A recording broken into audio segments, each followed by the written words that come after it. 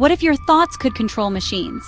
What if memories could be stored, transferred, even erased? That's no longer science fiction. It's brain-computer interfaces. But while the promise is extraordinary, the risks may be even greater. For thousands of years, the human mind has been locked. AI is changing that by decoding neural signals. The first promise is medical. AI can help paralyzed patients move robotic limbs, bypass damaged nerves. We could transfer knowledge directly, lifetimes of wisdom shared in moments, turning every mind into a supercomputer. But with great power comes danger.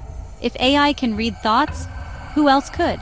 Governments, corporations, hackers could access private mental data.